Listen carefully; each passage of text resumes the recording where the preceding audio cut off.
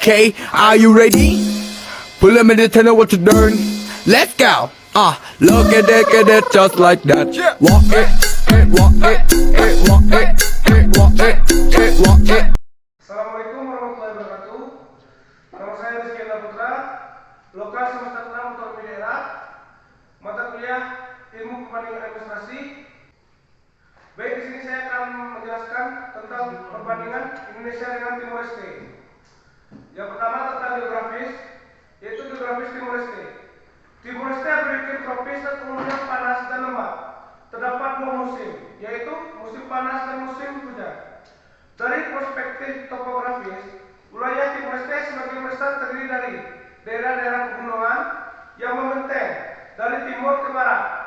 Bentengan-bentengan pegunungan ini ada kalanya terputus sehingga membentuk lembah-lembah serta jurang-jurang yang curam dan amat dalam.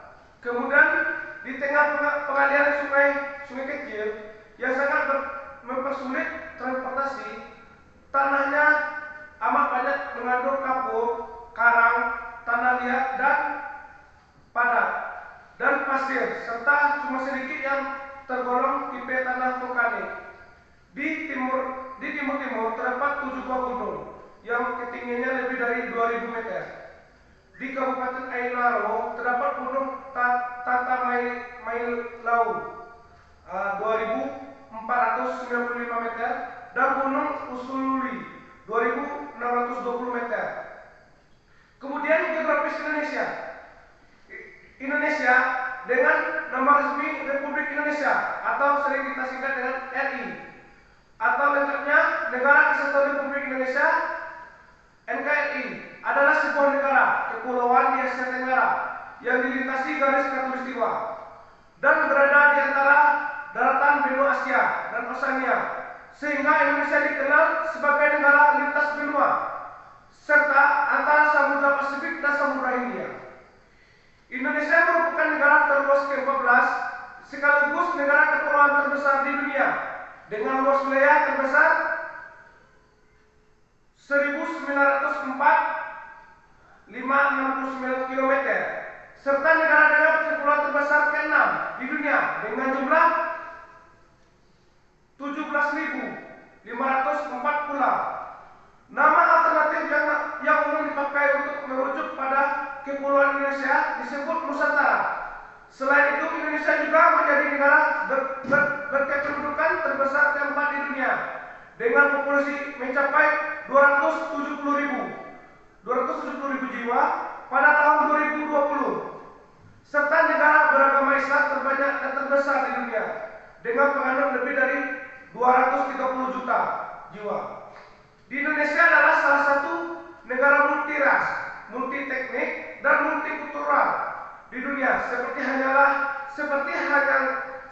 halnya di Amerika Serikat. Kemudian bentuk-bentuk negara Timor Leste dan Indonesia. Yang pertama, bentuk negara Timor Leste. Bentuk negara Timor Leste itu Republik Demokratik Timor Leste. Dalam bahasa Teton yaitu Republika Demokratika Timor Leste.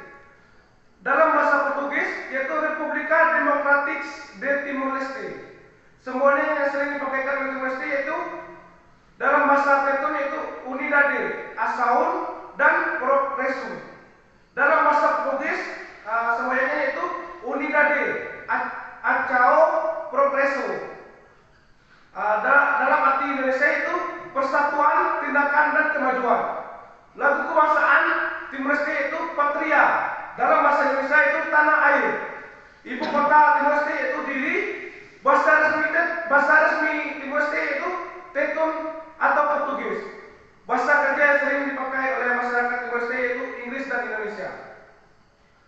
Agama yang berada di negara Timor Leste yaitu 9,53% Kristen, kurang dari 97,57% Katolik, kurang dari 1,96% Protestan, 0,24% Islam, 0,05% Buddha, 0,2% Hindu, 0,6% 16% lainnya. Kemudian bentuk negara Indonesia. Lambang negara Indonesia itu burung garuda, semboyan menjadi katolika, atau bisa kita sebut itu berbeda-beda namun tetap satu. Ideologi nasional Indonesia yaitu Pancasila, lagu kebangsaan Indonesia yaitu Indonesia Raya. Ibu kota Indonesia saat ini yaitu Jakarta. Ibu kota terbesar di Indonesia Jakarta. Bahasa resmi yaitu bahasa Indonesia. Bahasa daerah lebih dari 700 bahasa. Kelompok etnis sekitar 1.340 suku bangsa. Agama yang ada di negara Indonesia yaitu 86,70% Islam, 10,72% Kristen, kurang dari 7,60% Protestan, kurang dari 3,12% Katolik, 1,74% Hindu, 0,77% Buddha, 0,03% Konghucu, dan 0,04% lainnya. Itu perbandingan sistem pemerintahan Indonesia dengan sistem pemerintahan Timor Leste. Itu yang pertama, sistem pemerintahan Timor Leste yaitu pemerintahnya kesatuan semi presidensial, republik konstitusional. Presiden Timor Leste pada saat ini itu Jose Ramos Horta, Perdana Menteri Tauro Matan Rua, legislatif Parlamento Nasional. Kemudian sistem pemerintahan Indonesia yaitu pemerintahan Indonesia kesatuan presidensial republik konstitusional. Presiden Indonesia pada saat ini yaitu Joko Widodo, Wakil Presiden Ma'ruf Amin. Legislatif yang berada di Indonesia itu Majelis Permusyawaratan Rakyat, sering kita sebut dengan DPR. Majelis Tinggi yaitu Dewan Perwakilan Daerah, yang sering kita sebut dengan DPD. Kemudian Majelis Rendah, Dewan Perwakilan Rakyat, yang sering kita sebut dengan DPRD. Indonesia merupakan negara kesatuan menjalankan pemerintahan republik presidensial multi partai yang demokratis. Konstitusional Indonesia adalah Undang-Undang Dasar Negara Republik Indonesia tahun 1945 atau sering kita singkat dengan UUD 1945, yang pada era reformasi mengalami 4 kali amandemen sehingga membawa perubahan besar pada kekuasaan legislatif, eksekutif, dan yudikatif. Salah satu perubahan utama adalah pendelegasian kekuasaan dan wewenang kepada berbagai etnis regional sambil tetap menjadi negara kesatuan. Kekuasaan eksekutif dipegang oleh presiden yang dibentuk oleh wakil presiden dan kabinet. Presiden Indonesia merupakan kepala negara dan kepala pemerintahan sekaligus panglima tertinggi Tentara Nasional Indonesia. Presiden dan wakil presiden dapat menjabat selama 5 tahun dan dapat dipilih kembali hanya untuk 1 kali masa jabatan. Kemudian politik Timor Leste dan Indonesia. Yang pertama, politik Timor Leste. Kepala negara Republik Timor Leste adalah seorang presiden yang dipilih secara langsung dengan masa bakti selama 5 tahun, meskipun fungsinya hanya seremonial saja. Ia juga memiliki hak veto undang-undang.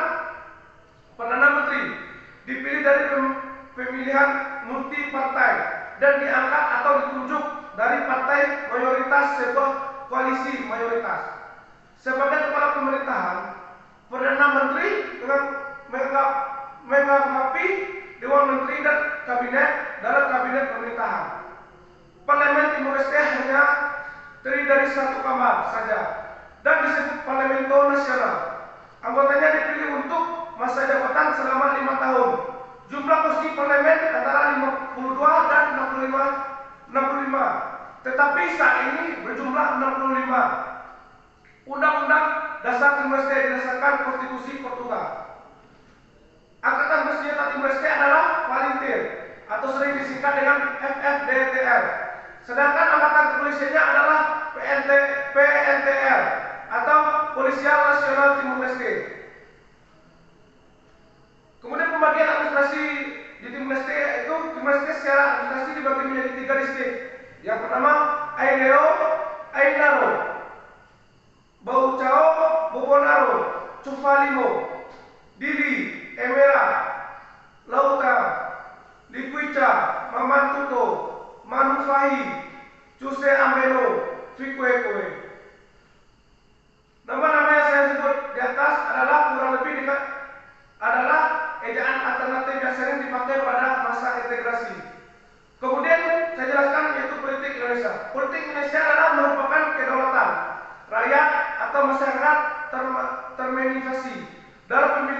parlemen dan presiden setiap 5 tahun. Sejak berakhirnya Orde Baru yang dipimpin Presiden Soeharto dan mulainya reformasi setiap pemilihan di Indonesia dianggap bebas, adil dan profesional. Namun pelaku korupsi masih sering tertangkap oleh Komisi Pemberantasan Korupsi. Hingga tahun 2021, Indonesia belum bebas dari korupsi. Kolusi dan nepotisme maupun politik uang di mana bisa membeli jabatan politik dan kekuasaan atau posisi politik. Misalnya segmen kemiskinan dari masyarakat Indonesia didorong untuk memilih calon presiden tertentu pada hari pemilihan dengan menerima uang kecil di dekat kotak suara atau dengan cara-cara strategis lainnya.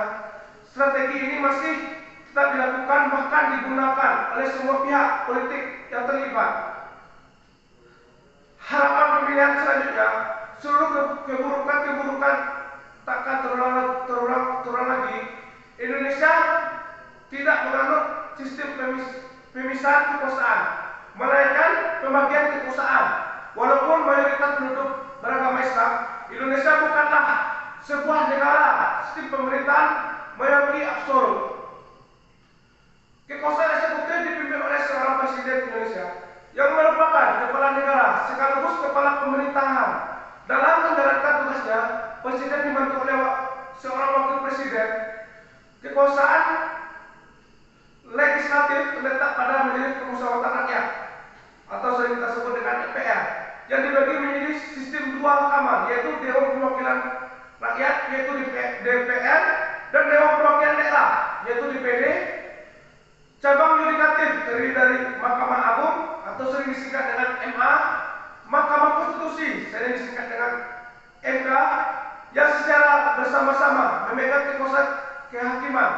Kekuasaan eksekutif dipegang oleh Badan Pemeriksa Keuangan Republik Indonesia yang dimiliki perwakilan di setiap provinsi dan kabupaten atau kota di seluruh wilayah Republik Indonesia.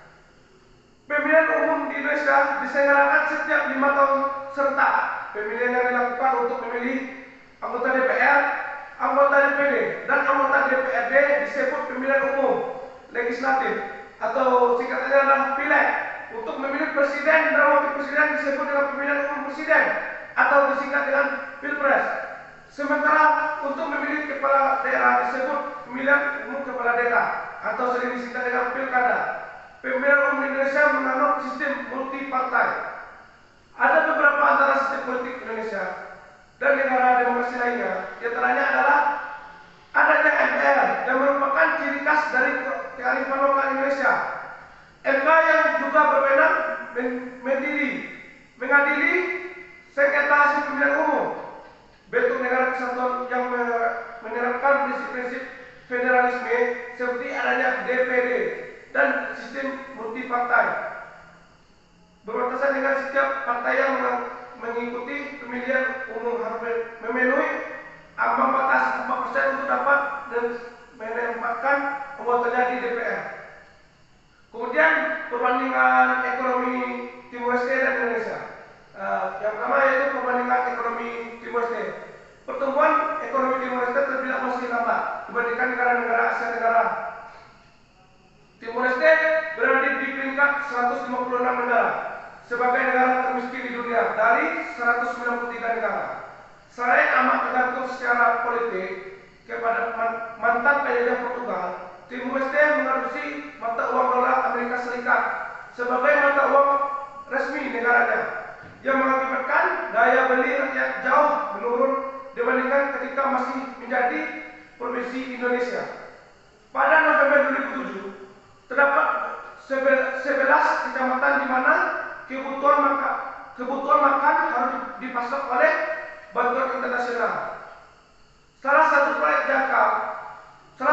jangka panjang menjanjikan yang pernah ada adalah pengembangan dan eksploitasi minyak bumi dan gas alam bersama dengan Australia di sebelah tenggara perairan timur.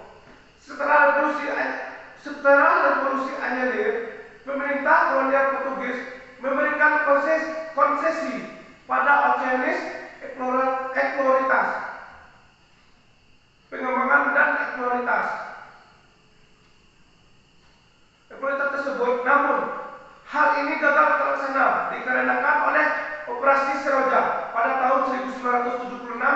Kemudian setelahnya, sumber daya dibagi antara Indonesia dan Australia dengan perjanjian Celah Timur pada tahun 1989.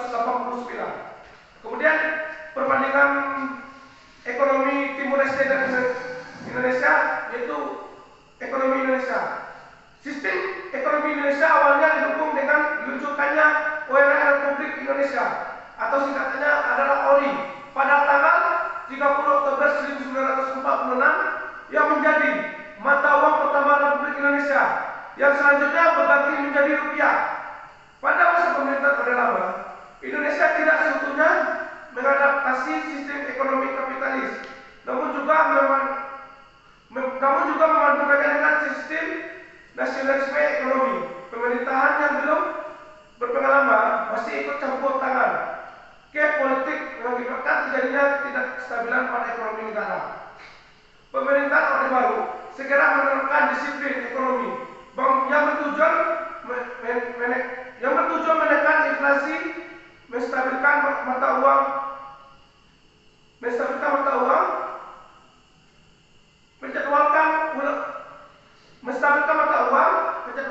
ulang hutang luar negeri, dan berusaha menarik bantuan dari investasi asing.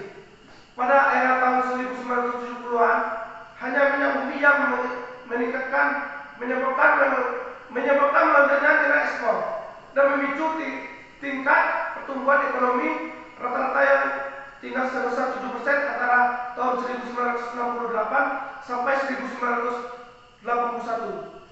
Reformasi ekonomi lebih lanjut menjelang akhir tahun 1980-an antara lain berupa deregulasi sektor keuangan dan pelemahan nilai rupiah yang terkendali. Selanjutnya, menggeliatkan investasi asing ke Indonesia, khususnya pada industri berorientasi ekspor pada tahun 1989 sampai 1997. Ekonomi Indonesia mengalami kemunduran pada akhir tahun 1990-an akibat krisis ekonomi yang melanda sebagian besar Asia pada saat itu, yang disertai pula berakhirnya masa Orde Baru dengan pengunduran diri Presiden Soeharto pada tanggal 21 Mei 1998. Baik, kemudian perbandingan sosial budaya antara Timor Leste dan Indonesia. Yang pertama, sosial budaya Timor Leste. Timor Leste tidak memiliki budaya resmi. Budaya masyarakat Timor Leste bergantung dengan budaya Timur, yaitu campuran suku dengan Indonesia. Salah satu adalah suku Maroko. Selain itu, budaya Timor Leste juga dipengaruhi bangsa Portugis. Suku Maroko adalah suku yang bertempat tinggal di beberapa desa di Bonenoro, kota Maliana, Timor Leste, khususnya desa Ilat Laun, Atuaben, dan Soileo. Pada 1990 diketahui bahwa jumlah populasinya sekitar 3.000 jiwa. Suku Maroko masih mempunyai tali saudara dengan suku Kemak dan menggunakan bahasa Kemak sehingga sering juga disebut orang Kemak Maroko.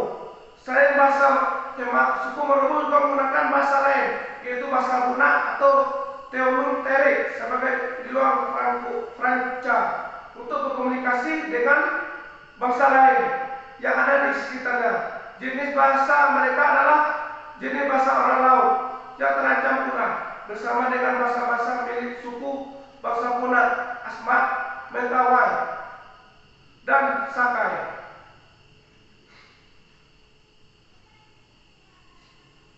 Seorang antropologis Prancis bernama Britten pernah menetap di pemukiman suku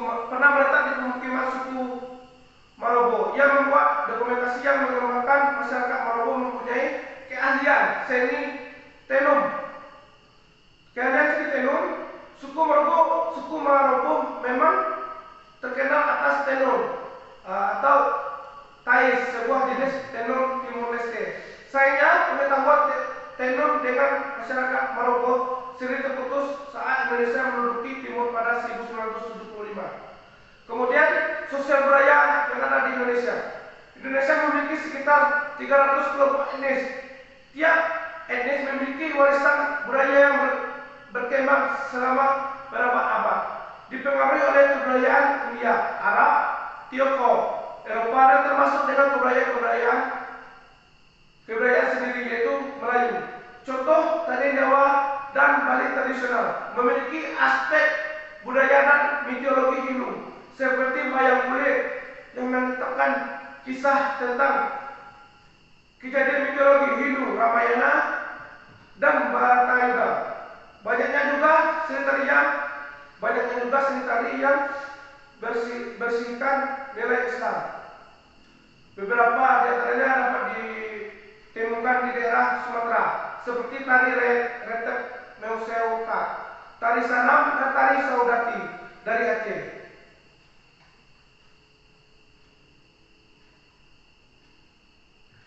Abstrak yang ada di Indonesia yaitu lukisan Candi Prambanan yang berasal dari masa pemerintahan Raffles. Arsitektur Indonesia mencerminkan keanekaragaman budaya, sejarah, dan geografis yang membentuk Indonesia seutuhnya. Kaum penyerang penjajah penyebaran agama, pedagang, dan saudagar membawa perubahan budaya dengan memberikan dampak pada gaya dan teknik bangunan tradisionalnya. Pengaruh abstrak asing yang paling kuat adalah dari India, tapi Tiongkok, Arab, dan sejarah abad ke-19 pengaruh Eropa menjadi cukup dominan. Baik, demikian yang bisa saya jelaskan tentang perbandingan Timur Leste dan Indonesia. Saya tutup. Assalamualaikum warahmatullahi wabarakatuh.